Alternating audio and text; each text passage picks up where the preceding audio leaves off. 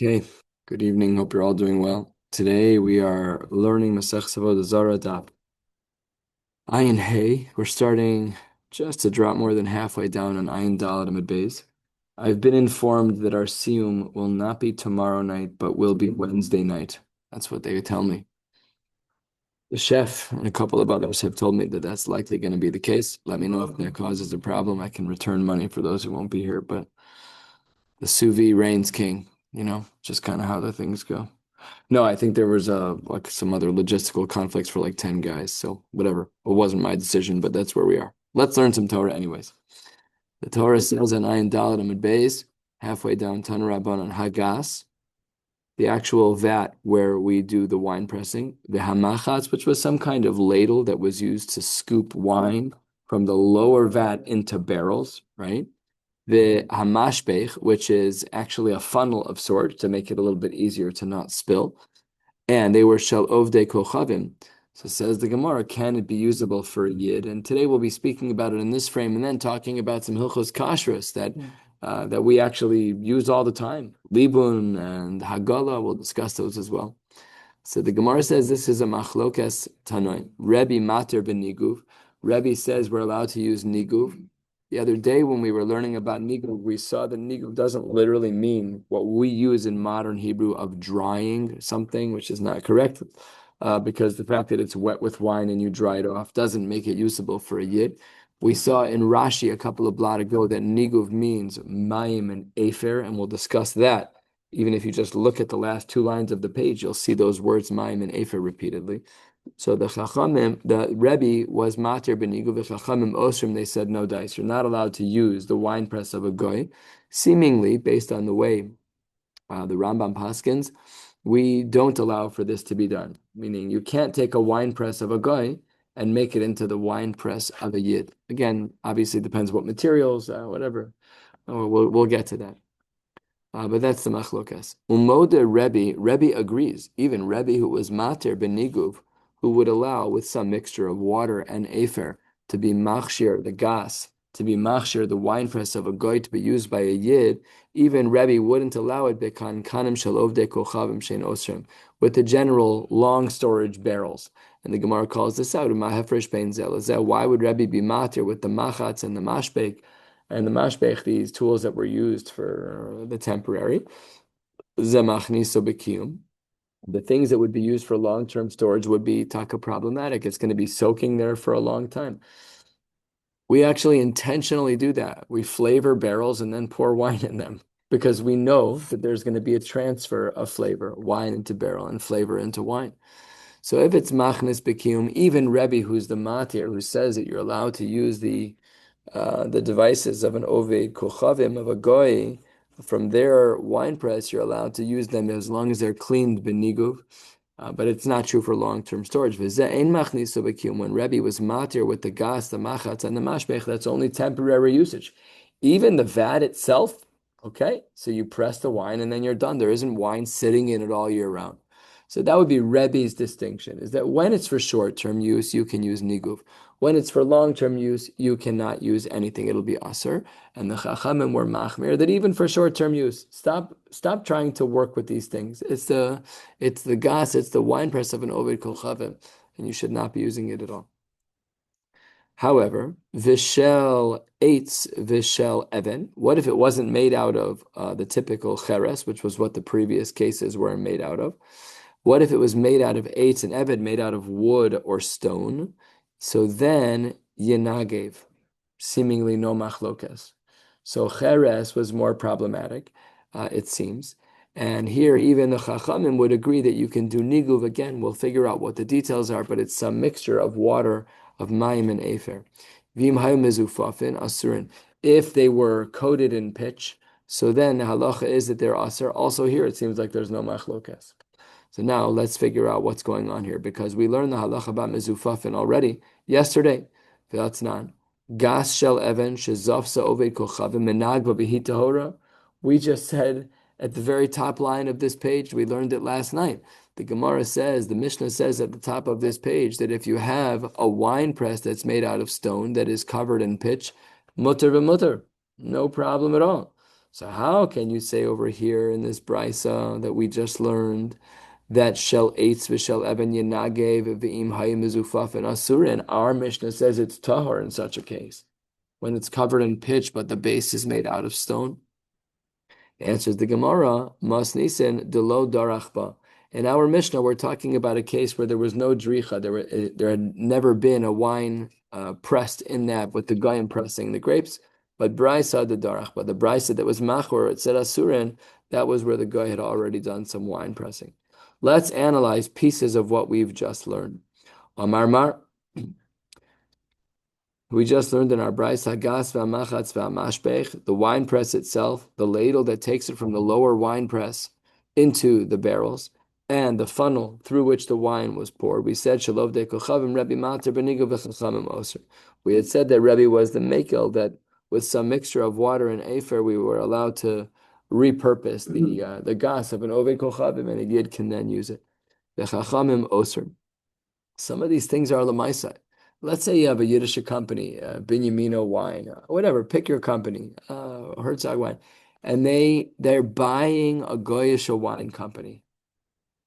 So can they use their wine press, or do they have to start from scratch? Can you buy an existing infrastructure of a wine processing plant? I don't know what that means. I don't know what the words mean because I don't know how they're built. I don't know how they work. I'm not a connoisseur of any kind. But would that work? So from a kashrus lens, we'd have to ask this question. Rebbe is the mekel, the chachamim are the machmir, but it's only under certain materials. What we've been discussing so far is not metal. What we've been discussing is cheres, which is very porous.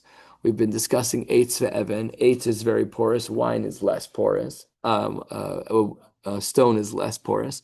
But we have metal. So maybe metal is not porous at all. Most metals are not very porous, and therefore maybe we can just do some rinsing. Is that sufficient? We need to hagala. Usually it's kabbalah kachpolto if it's with heat. All right, we'll have to get into some of that a little bit later. But these are lemaisa questions. If you own a wine company and you want to buy a goyish wine company, and now you have another store, you have another plant, that's when these questions come up. So it says the Gemara, hold on one second, how can you say these shitas? We had said in the Mishnah Shel Cheres that if something was made out of pottery, Afal Pisha Kolav Esazefes Harezu Asura. How could Rebbe ever be matir when it comes to Cheres? We had said that even if you were Kolav Esazefes, even if you peel off all of the zefes, all of the pitch, it's still going to be Asur. So how could Rebbe be matir in the brisa that we learned at the open of today's Gemara in the middle of the page? So it says the Gemara, Amar Rava, Seifa de Masnisun Asan Rabbanon. The end of the Mishnah, when it says Shel Cheres Afal Pishakalav Esazefes, you're right. That's not Rebbe's Shita. It's only the Chachamim Shita. Wasn't listed that way. Wasn't listed as a machlokas, but the machlokas permeates the Mishnah. Just like we had a machlokas in the early parts of the brisa that we saw, where Rebbe held that Beniguv it was mutter to overtake a winery of a goy, even if it's made out of Cheres. So he would argue even with the case of Zefes. So Rebbe is still holding strong. Darash Rabba, he teaches us that no'ava, which is a little bit of a unique word, no'ava is the same thing as a wine press. It's just another word. Rashi here, no'ava artacho, he says if you take over a wine press, artacho, you should boil it out. That's very interesting. Why is that interesting? Because the wine's not hot. Yet the Gemara says that if you boil out the wine press of a goy, no problem. Do we know the difference between a nava, a gas, and no. Metzarta? Metzarta? No, those are all used, from what it seems, as synonyms. They seem to be used. Rashi here talks about the last one, the nava. Rashi says 3 lines into the wide lines. Nava irtacho, hagas hirtichu beroschen. And look what Rashi does. He calls it a gas. So these words all seem to be synonyms. Nava kamo yitofun naavohi bechemer. Naavohi, okay, so it's being used in the reference of wine. So it seems like all of these words, maybe that's a good paper to write one day, but it doesn't seem to be that there's... Next time around. Yeah. It really just seems to be like, what city do you live in? Oh, you call it a wine press? Oh, okay. I call it a grape press. Right, exactly. Right. Rava continues talking. Ki hava mishader gulfi leharpanya, when he was sending empty barrels from one place to another. Sachitlu apumayu, he would flip them on their heads so that the opening was at the bottom and the bottoms were at the top. V'chasimlu abitzrayu, and then on the top he would put some type of chasima to show the recipients that I flipped it upside down. And that basically functioned as some kind of double cover. That's what some of the commentaries here write, that it functioned as a bit of a double cover. And kasavar, what was the concern? Kol davar shemachniso lekiyum, anything that's being used for kiyum, for long-term storage, such as a barrel, which was what he was transporting, afilu lefisha gazir be'rabbanan. We'd be concerned even for a short usage. The Chachamim were very makbid that if you have a kli that's for long-term use, it had to have some type of double covering. So now if you're in the barrel business, let's say you sell wine barrels. I have a friend whose brother owns a bourbon company, Scotch or bourbon, something that I don't drink. I don't know what it is. That's being Scott. That's much I know. Legally. Not more. You're talking the biggest Amoret. Yeah. Random fact. Let's go play Trivial Pursuit. It'll be great. Whatever liquid it was, he owns a distillery of some kind of bourbon. So he Taka does. He ships barrels from one place to another all the time. So if he's shipping them with a goy, he needs to double cover them. Because if it's something that's lakiyum, if the barrels are being used lakiyum, and that's the godless of any of these drinks, is that when they're aged, they're more expensive. They have to be flipped upside down in a sealed bag with a stamp on top. Otherwise, we assume that a guy used it temporarily, and it's problematic. All right, 4 line. I heard your brain think. I heard it. Very low on halacha l'maisa Rashi. There's nothing to do with the rest of us. What? Ship barrels. I mean, there's a whole kind of read about like sherry or cask. Sherry casks. Yeah, that's. But like, but there's a, I mean, I saw a cantor head pick up. Akiva Niehaus wrote a book on this. my father is writing a book refuting. Yes. Oh, So get ready. we're being recorded right now. I don't want to get involved. Close, but I know, like, a lot of people. It's been also, yeah. Yeah. There's a lot of people who are making. There's There's a lot of people who are making. like. The whole, I mean, you can't get it anymore. It's sherry, wine, cask. Not holding in the Not for sugi. the sugi, but bottle b'sheish. It's not bottle. The valuation is not bottle b'shishim for wine. Wine is not bottle b'shishim. The Shulchan Aruch has different metrics, and it's not. And the patela is not from the taste. It's from the toleration and knowledge of the wine, as opposed to bottle b'shishim, which is based on the taste. It also is a complete tangent. So. But it's So you're saying but it's no saying. if there was Mingamino, that's why it would be. No, but well, hold on 1 second. But the sherry, the flavoring is not the same as the other liquid. It's not min bimino in that way. They're both liquids, but one is tam ke'ikar, like you're adding in an intentional flavor from a goy. So there's no bittul necessarily in those cases. Speaking generally, not speaking about this case. When you have something that is intentionally for the sake of flavor, so then there's no bittul, because the point of it is to add flavor. And that's what in general psak, but that's why these things are problematic. That's why glycerin, which doesn't really add a flavor, we're matir all the time by a goy. A goy can be mevatel lechatchila. So a goy puts glycerin into some type of alcohol, no problem. This is completely mutter. But the glycerin might not even be kosher. It's batel, no problem at all. But if the thing that you added, even if it's not shishim, even if it's 1 to 100, but it's made for ta'am, so then there's no bit. Then there's no bit. Again, talk to my father. I'm not going to talk to your father. But they don't put I'm the just sherry kidding. I'm just kidding. for the flavor in this capacity, the way that you're talking about. Yeah, that's why I said I'm speaking generally. I'm not holding in the sherry sugya. My cousin Isaac Rice, who's a rav in 5 towns. I don't know where he lives. Hewlett. So he's a Talmid Chacham par excellence. He's really well beyond his years. And he asked me for this book many years ago, so I chopped one for him in the kollel, and I don't even remember what I did with it. I hope I gave it to him at some point because I don't remember doing that. But he is like, he's really holding in these kinds of things. So I'm not holding in the sugya. But just generally speaking, when something is for tam, then it is not batel. Davar Hamamid, I think is the, I was trying to, I think it's a Davar Hamamid. I can't remember exactly what the language is. Okay, let's learn some other Torah that I know more about, or not actually. B'mem minagvan, when we talk about niguv, when we talk about this cleansing process of the wine press, how does it work? So it says the Gemara, Rav Amar b'mayim, we use water. Rabbi Bar Bar Chana Amar be'efer. The problem is that when we talk about this, it can't be just water, and it also can't be just efer. Rav Amar b'mayim, b'mayim v'lo be'efer. Rabbi Bar Bar Chana Amar be'efer, be'efer v'lo b'mayim. Can't be. Ella says the Gemara, Tava Bayin Hamid Aleph. Rav Amar b'mayim v'hu adin le'efer. Yeah, the water goes first. You put water in first, and then you sprinkle in ash, the afer, and that's how you clean. Rabbi Bar Chana Amar be-afer v'hu adin l'mayim v'lo pligi. Ha b'retivta, ha be'abeshta. They're not arguing. One is saying if it's already wet, if the gas is already wet, so then you then you don't need to put water on first. It's already wet. Then sprinkle on the ash, and then you'll rinse it off with water when you're done.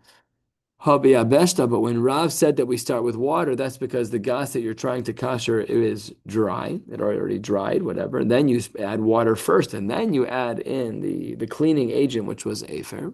I wonder how well afer actually cleans. I don't know, but they seem to use it back in the day, and therefore there's really no machlokas.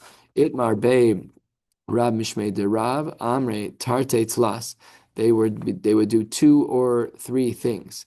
So Rashi says Tarte Tlas, 4th and 5th lines of Rashi, Beritivta Tarte Efer Umayim Biabeshta Umayim Beritivta Tarte Efer Umayim. When it's wet, you would use 2 units of Efer and 1 of water. Biabeshta Tlas Mayim Tlas Mayim Ve'efer Umayim. That would be there. So that would it just depends how you started.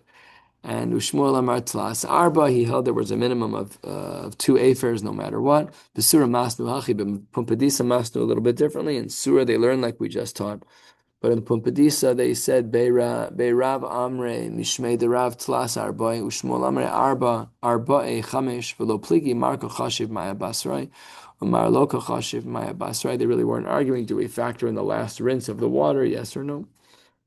So just different versions of the same thing. That niguv was this blend of water and afer, with afer being the abrasive in order to clean and to remove things. Now, look, we have chemicals now that are 1,000 times stronger than any of these things. So perhaps the way that it would work now, is you could use bleach and shalom al Yisrael, you're done. We talk about this now also. Like if you pour bleach on bread, have you fulfilled your obligations of bir chametz? L'chora you have. It's not roy lachilas kelev anymore. Bleach is so strong. No dog would ever eat that food. It's done. We don't do that. I mean, I've done it before, but we don't typically do that. We burn it because that's al bir chametz. But the biur that we talk about is just to get it to the geder of ein roy lachilas kelev. Don't ask why I poured bleach on it. I'm watching your face too. Don't do that because I don't remember. Move on. I know. I wanted to see if it would light well. It didn't light well. Dad, Why would you want to see if it would light? I don't know. Dr. Karesh, is bleach flammable under normal circumstances? Why do you know that? No connection at all. The question is, why None. did he tell his son that before his son tried to see it? Kind of chinuch did I get? What? But bleach is, no, it's solely. 95% of the bleach is water. Oh. So 5% solution, sodium hypochlorite. That's NaClO for you chemists. Yes, for you chemists in the singular in the room. And for us homeless train wrecks who surround you. Yes, absolutely. I asked the right person. I had a feeling you'd know. Okay. I know. Smooth as silk. Just kind of circumvented the whole thing. Let's continue. A quarter of the way down. Bo minemi Rabbi Abo. Hani gorgi. These were some types of nets. And what they would do is in the upper part of the gas, they would lay nets over them. So when they would be crushing the grapes wouldn't be flying everywhere. It was actually pretty smart system. Of the Armenians, they use them for their grapes. Could we use them?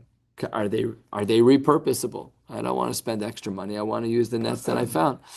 Amar le Rabbi Abba Tani too. We have a Mishnah. Harei shahayu gitav ubeis badav tmein ubikesh lasosen betara. If you have an olive press or a wine press or an olive press that were tamei and you want to make them tar, hadafin, the boards, v'hadashim, other things that were used to press, v'halulavin, these were some types of brooms, madichan. All you had to do is rinse them out. V'ha'ekolin, these are the nets that we're talking about, shel nitzarim v'shel bitzputz, that they were made out of some type of hemp and possibly, what does this say? No, wicker or hemp. Yeah. So either way, minagvan, then these things can then go through the process of niguf, which, as we discussed, is water and afer. Vishel shifa, vishel gemi, if it was made out of reeds of some kind, any reeds that were used in the process, meyashnon yud beis chodesh, they had to wait 12 months because they were more absorptive than other materials. The nettings that we would have used nowadays to do that would have been more cottony, more fabricy, and probably would have had to apply that rule of Yud Beis Chodesh. Rashbag argues, but seemingly not by much. Rashbag Omer Manichan migas legas mibad lebad. You have to wait from gas to gas, from 1 year of wine pressing to the next, or mibad lebad, from 1 year of olive pressing to the next. So the Gemara says, Hainu Tanakama. Rashbag says we go from one season to the next. What did the Tanakama say? What?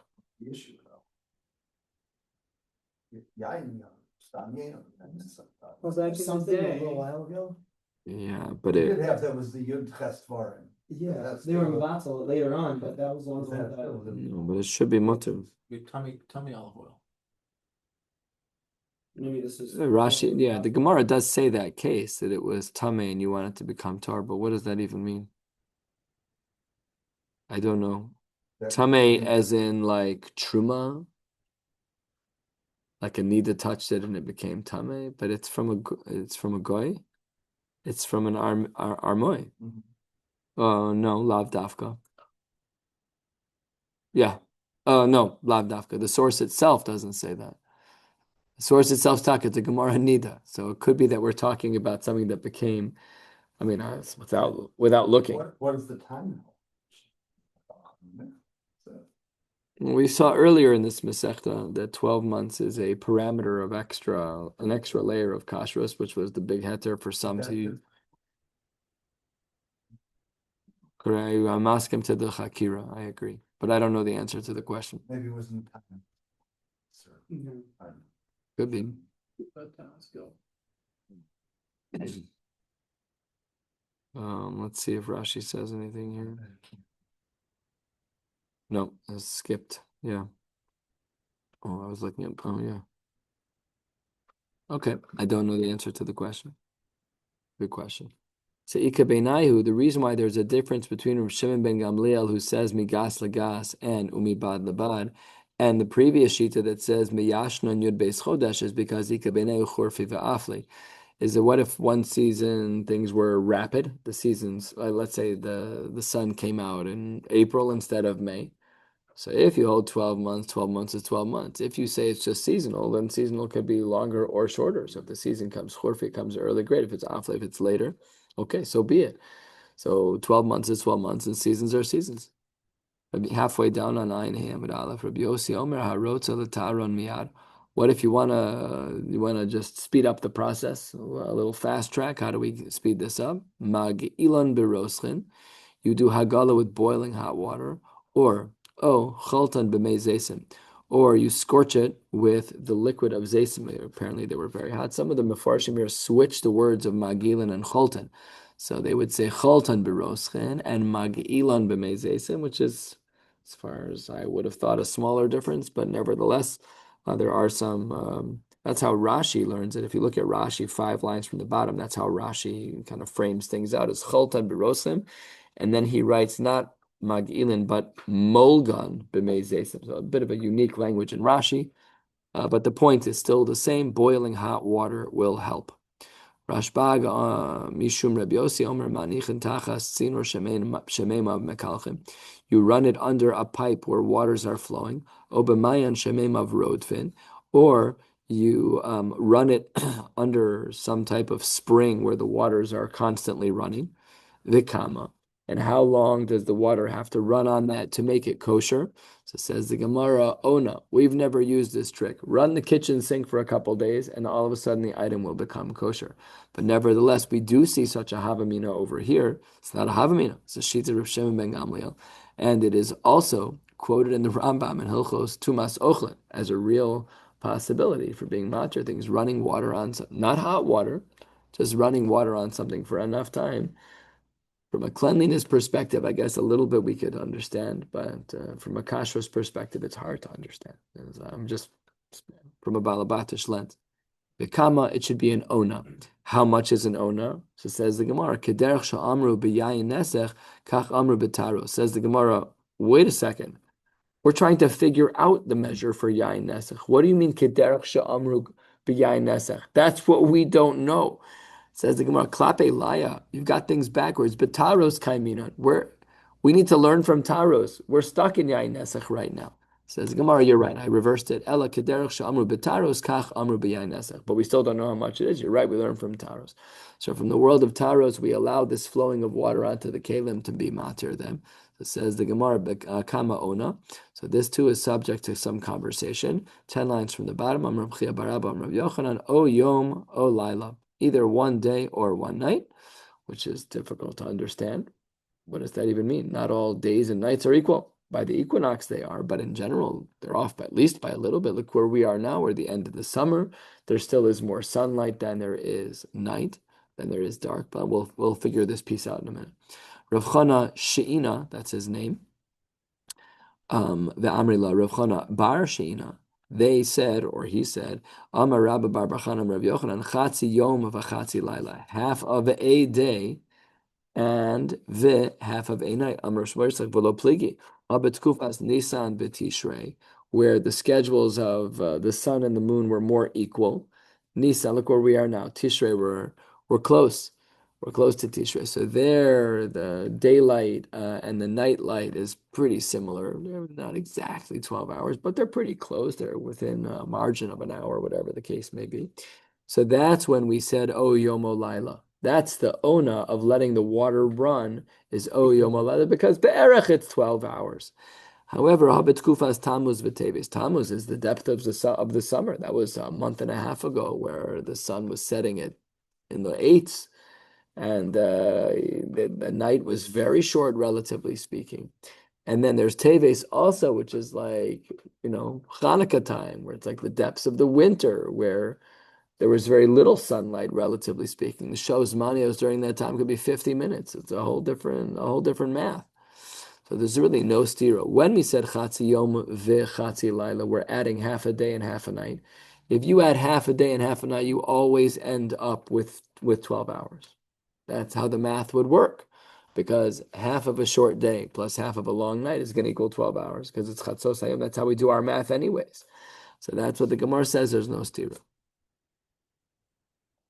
5 lines from the bottom. Rav Yehuda Hani Rav Ke de Armoy. They used to use these kinds of filters. So if the filter was made out of hair, dimazia. If it's made out of hair, madichan, you can just do hadacha. Hair doesn't really absorb. When I took chemistry in college, my chemistry teacher used the word adsorb. A-D. Have you heard this word before? Yeah? I never heard this word. It was the only time I ever heard it, and it was the last time I ever heard it, which is where something doesn't absorb in it, it sticks to the outside of it. So hair adsorbs. It doesn't actually... It's surface binding. Right. Took the words right out of my mouth. Surface binding. Absolutely. So that's what is going on over here. So demasio with hair, it's not the water stuck between the hairs more than it's absorbed in the hair. So that's why hair typically dries pretty quickly. So then madichan, if the filter they were using was made out of hair, all you have to do is rinse it out. It's not really so absorptive. De'imra, but if the filter was made out of wool actually does absorb a little bit more than hair, certainly more than hair. And therefore minagvan, we have to use niguf. We have to use our process of water and afer. The kitna, what if it's made out of flax? Then miyashna, then it has to wait 12 months. The ika kitri, and if there are any knots in there, then shari luhu, you first have to untie those knots before you do whatever ta'ara kashrus process you're going through. Hani dekuli v'chalasa de'imroi, different types of wicker baskets. Dechite bechevli detzuri, that were sewn together with ropes that were made out of fiber of some kind. So says the Gemara, madichan, those kinds of things can simply be rinsed. Turning to the top of Ayin Hamid Bays, we'll be going about 2/3 of the way down, I think. Yeah, maybe more. Emir Tashem to the last of the short lines. Says the Gemara, Ditzavsa, when we talk about, Rashi says, Min Gemi, they're kinds of reeds, Min Agvan, they can just be dried. The Kitna, Miyashnan, if they're made out of flax, they need to be, you need to wait 12 months. The Isbu Kitri, if there are knots in them, shari, you have to undo them. Okay, good. Let's do the last little sugya before the Mishnah, and then we're going to get into Hilchos Kashrus in many ways. Itmar, Am Haaretz Shehoshid Yado Legas. A goy, an Am Haaretz, not a goy, excuse me, an Am Haaretz. This was today's bris. I had to tell them when to say Amen. So the one person in the room who says to me, how do you say Amen, was the Shiksa Meidel. She was the mother of the father of the baby. She's like, Rabbi, before you start, can you teach me how to say Amen? Is it Amen? Amen? I'm like, the guy Shabashuk is asking me how to say. All the Yidden in the room were like, whatever, it doesn't matter. I'm like, Amen. So of course, sure enough, Asher Kiddushan Mitzvah Sabbat Sivanu Alamila. Kathy in the back, Amen. The Gantz room is dead silent. Okay, I hope they're not watching my Daf Yomi shiur. Probably not. The chances are low. Chances are low. You can't move. You might be watching. Kathy's on. Kathy's on. Yeah. Somebody asked me yesterday, because I told them I give a Talmud shiur. They said, can I join your Talmud shiur? I said, it's unfortunately for men only. So, but I did say it's an advanced Talmud shiur, but she was also a she. I said, you wouldn't be comfortable in the setting. It's all men. So she said, oh, okay. Oh, no problem. No problem. Okay, Itmar, second line on Ayin Hamid Beis. We said that this Am Haaretz, he touched the gas, but Noga be'eshkolos, he touched the clusters of grapes that were there. Rebbe the Rebchia, Chad Omar Eshkol v'chol svivosav tmein, everything around the cluster, seemingly the cluster itself. These words require some perush.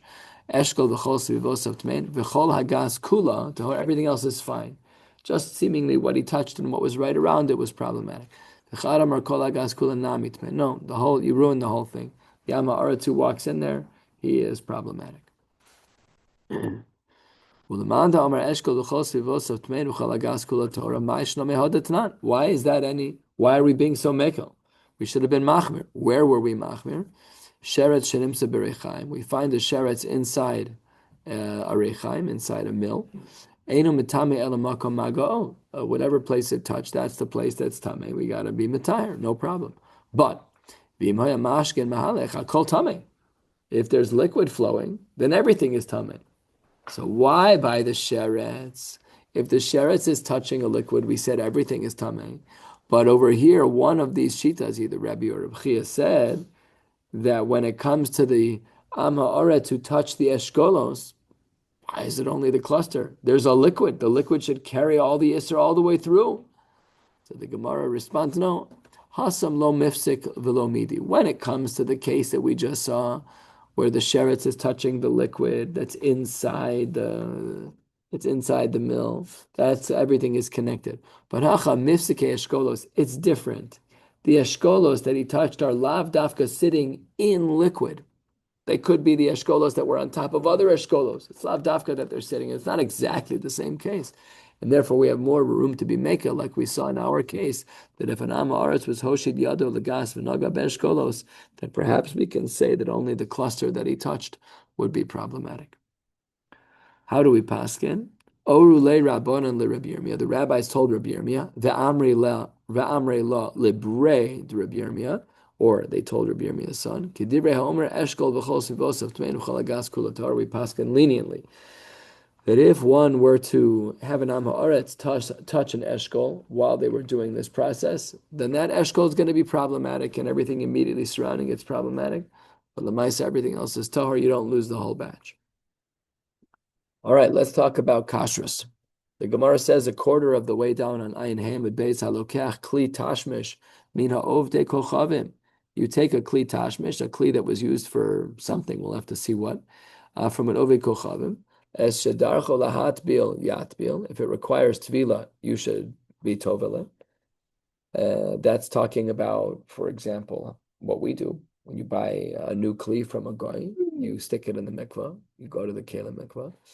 Lahagil Yagil, if it's something that would typically be used with high heat in liquid, that is how then we would kasher it, is Hagala. The labein ba'or yalabein ba'or, if it's something that's typically a direct fire type of use, like a grill or something like that, so then it needs to have an equal. This is what we say, kibolo kachpoto, however the isser absorbs is how we remove the isser. The Gemara gives example, hashpud, the skewers, the askala, which is basically like a grill. That's what Rashi says about 12 lines down. Ashpud ve'askala shetashmish and al yedei tzli. They're used for roasting. Look at the language of Rashi. Askala, girdla. It's close to a grill. Griddle. Oh, griddle. Very good. I totally missed that. Okay, You got it's an old Rashi says, thank you. I didn't catch that. I was too literal. I was gridla. That's very good. So on the side here in Hagos V'Tzenim, it says reshes, some kind of net, which I guess means a grill. It's a grill. It's a great. But you're right. The word, I'm glad you picked up on it. I'm sure that's how the word got to modern English. I'm sure it's an old French word, probably. Okay, that's what Rashi says. Those things, the shpud v'ha'askel, the Mishnah continues, malab non be'or pasha. That's how we don't actually kasher our grills for Pesach because there's so many curves and crevices, and it's so hard to kasher a grill for Pesach. One year we had a new grill for Pesach. It was amazing. We had to actually use it during Chol Hamoed. It was very nice. But that's pretty rare and an expensive investment just for the Yontif and Chol Hamoed. I have a cheap portable one called it there. You could do that too, much cheaper. Or not. You could even save more money and just not. Yeah, you don't have to grill. Hasakin, if you have a blade, let's say you have a goy, you bought a knife off of a goy, yard sale, your Shegit neighbors are selling Cutcos. So what do? So shafa v'hitahora, all you have to do is sharpen them and make sure that the layer that they used is gone. That is totally fine. We'll have to see what that means, because is that all you actually need to do? Look at the open of the Gemara. Tana, v'chulan tzrichen tefila b'arbaim sa. If you buy a kli of a guy and you do hagala or whatever you do, it still needs to be put into a mikvah. You still can't just use it right away. We still need the Good. I think it meant if it's used in water, do it in water. You know what I'm saying? Because otherwise, the Mishnah. No, look at Rashi on the Mishnah. Rashi says 5 lines down. It's shadarko lahatil klomar kli haroi li taher betfila ein sarach tikun acher kegon kli shetashmisho adei tzonen. Anything that's cold should go into the mikvah. In other words, the Mishnah is about 2 different things. Hagala is not kosher. Hagala is kosher. Take that back. Tefillah is not kosher. Unless it's a cold thing. Unless it's cold. The Mishnah says that's what you need to do. If I buy, let's say I buy a corkscrew from a guy. It's never used with heat. It's actually a bad example. But I don't know what a good example would be, but what? Why wouldn't that be used for heat? For pasha, you need hagala. Of course, so the chiddush of the Gemara here is v'chulan tzrichen tefila b'arbaim sa. But you were talking about the initial case of tefillah. Rashi says that case was talking about an item that's only used for cold. Let's say you buy an ice tray that's made out of metal from a guy. You need to do tefillah on that. You can't just use it. You have to stick it in the mikvah. Isn't that tefillah's kelim? So that's what it's a weird Mishnah because it's 2 different dinim. Because tefillas kelim is not a din in kashrus, and everything else is a din in kashrus. I agree, but that's what Rashi seems to say about a tefillah. Okay. Anyways, the Gemara says B'chulan, and everything has to be put into the mikvah. All these things, after you kasher them, the knife, after you shave it down, you gotta go to the mikvah. You do hagala and whatever. Everything that you kashered from a guy, you have to stick in the mikvah. Minan imili, how do we know this? Amar Rava, Amar Kra.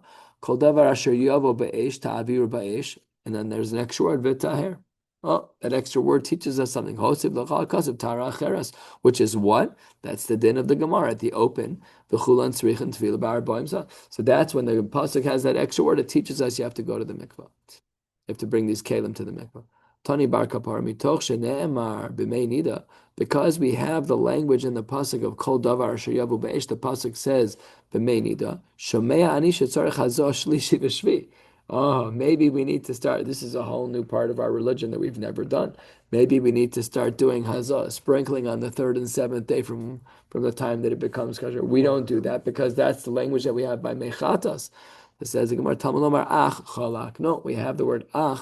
This word ach is in that same pasuk that we were just talking about. Kol davar asher yavo be'esh tavir be'esh v'taher. Ach b'meinida. So ach is chalak, which means that the regular rules of hazav mechatas don't apply. Ayin kain matam lomar b'meinida. And that's an obvious bridge. You clearly were using a language of mechatas when you were discussing having to put this in the mikvah. Why say meinida? Mayim shenida tuvelis ben haviyom arbaim. So all we were saying is that it needs to be in a proper mikvah. What type of mikvah does a woman go in to get out of her nida status? Arbaim sa, like any other mikvah, arbaim sa. That's all we meant. And itzrich l'nichta b'taher, and the itzrich l'nichta b'meinida. We actually needed both. What we already said v'taher. Taher taught us to put it in the mikvah. So now you're saying meinida teaches me a mikvah of arbaim sa. That was the word v'taher. Why do I need both? It says the Gemara, "Ikasiv v'taher alone. Have a mean of v'taher called to just put it in any water. Lav dafka that it's arbaim sana there saw. Therefore, kasav rachmana b'meinida. And because of rachmana b'meinida, have a mean a of shemesh kinida. I might have thought that if there was a kli that I got from a guy and I did my hagala and I put it in the mikvah, I might have thought that just like a woman, if she goes to the mikvah even during the day, the mikvah works, but there's Herav Shemesh, she's not allowed to be with her husband until after Tzeitzah Kol Chabim. This comes up as a kula in the poskim every once in a while. It's very rare. We don't usually allow women to go to the mikvah during the day because of a concern in halacha called srach bita. There are rare exceptions. This, of course, the woman before she gets married is allowed to go to the mikveh for the first time during the day. It's not a problem. Every once in a while, you need a big posek to be matir to go to the mikveh during the day, but there are such kulas. Otherwise, we don't allow this. But anyways, we were concerned that if we had the language of meinida, I might have thought harav shemesh, therefore kasav rachman of taher, which is the altar, to show you that once you take the kli from the guy and you kasher it, and then you stick it in the mikvah, then there's no concern about it waiting until nighttime. But a nida needs to wait until nighttime to no longer be tmeim. Last little bit for tonight. The Gemara says, Amar Rav Nachman, Amar Rabba bar Avua, Afilu kelim chadashim b'mashma. This implies that even new kelim need to go to the mikvah. Deha yeshanim v'libnon kechadashim damu. If you have an old kli and you're malabein that kli, it's brand new because all the blias are gone. I mean, it's not brand new, but the Gemara equates it as brand new. And if they're in that case, so therefore it must be the case that a new kli must also be brought to the mikvah. Says the Gemara, wait 1 second. Even the zuzah de sarbala, which is basically modern day scissors, whatever they would use to cut things. Why don't we take that to the mikveh? That's why the corkscrew example that I gave was a pretty bad example. It says the Gemara, and these two words that we're about to read govern basically all of Hilchos Tfilas Kelim. Says the Gemara, Klei Seuda Amurim Beparsha. We're only talking about Klei Seuda, and the poskim expand this to basically mean things that are actually used for food. Can openers don't count. Corkscrews don't count. I don't know, whatever the example. There's a lot of things that don't count. There are things that are not used in the service of or preparation of food. They're ancillary. They're just on the side. So therefore, you don't have to take your KitchenAid mixer and dip the KitchenAid mixer. No, you don't have to. It's used. No, it's not, because the plug-in thing is what's used. That's what you have to be told about. But okay. Amar Rav Nachman, Amar Rabba bar Avua, Lo shanu ela belekuchen. This is only true when you're buying from a goy. Uchemaisa shahaya, like the story in Midjan that the Jews borrowed from the Midjan, abal she'ulin lo. But if it's being borrowed from a guy, you have no chiyuv to do so. So I had a shaila recently. This comes up all the time, actually. My kiddush cup in my bris bag was missing today. So when I went to the house, I said, "Do you have a glass cup that I can borrow? Because glass is much easier to deal with halachically." And then they gave me this vintage heirloom of a kiddush cup that was like made in the 1800s. So if it's a goy, shulin doesn't require tefillah. But what about if a yid? I don't have no idea, and they're not from enough for me to rely upon them. So I don't know. Okay, that's what the Gemara says. Are we there? So let's stop right here. I did use it. I just hope I did the right thing. Kathy, Stan, you're on your game. Bala that applies, and it's everything is his, and